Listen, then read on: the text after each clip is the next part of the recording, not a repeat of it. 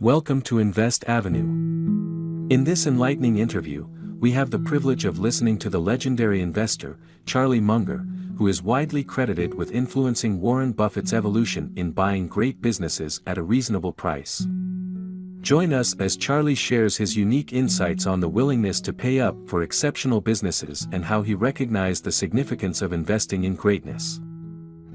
As we conclude our discussion with Charlie Munger, it becomes clear that his early willingness to pay up for great businesses stemmed from the realization that greatness holds immense value in the world of investing.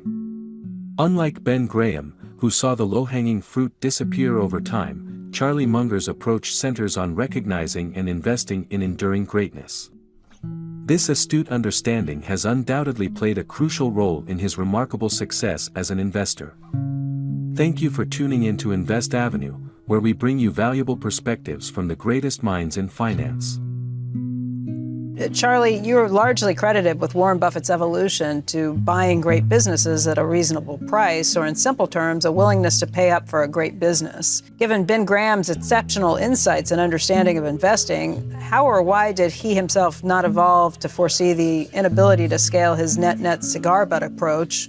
What do you attribute your early willingness to pay up stems from? Well, remember, a lot of Ben Graham's rise in life was during a period when there was plenty of low-hanging fruit among mediocre businesses that were way too cheap, and he was relatively rare in doing his hunting in that garden. And so he made a pretty good living for himself buying these. What happened is that low-hanging fruit eventually went away as the aftermath of the Great Depression went away. And Ben Graham actually made more than half of all the money he made in his life out of one stock. And that stock was Geico, which was a great business. So if you actually look at the great man's own life, you see that what he taught wasn't the way he got rich himself. And by the way, he told that story on himself late in life. He carefully computed how much he'd made in Geico compared to everything he had ever done in his previous life.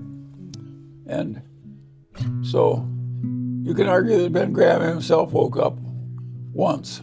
Why do you think that you, so early on, were willing to come up with this idea of paying up for great businesses? Well, because it's so obvious, and I'm good at doing things that are obvious. Of course, it was obvious that if you wanted to have a particularly good result, you got to do a great company. You know, I recognize that greatness was good. You know, big deal. Charlie Munger, genius, recognizes greatness is good. Of course, greatness is good.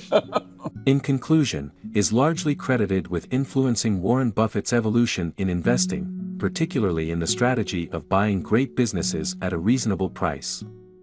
While discussing Ben Graham's approach, the speaker explains that Graham's focus on buying cheap, mediocre businesses, the net cigar butt approach, worked well during a time when there were plenty of undervalued opportunities available. However, over time, these low-hanging fruit opportunities diminished, and Graham himself made a significant portion of his wealth by investing in one great business, Geico. He attributes their early willingness to pay up for great businesses to the fact that it was an obvious and logical strategy. Recognizing greatness as a valuable trait in a company, they were able to understand the importance of investing in such businesses to achieve superior returns.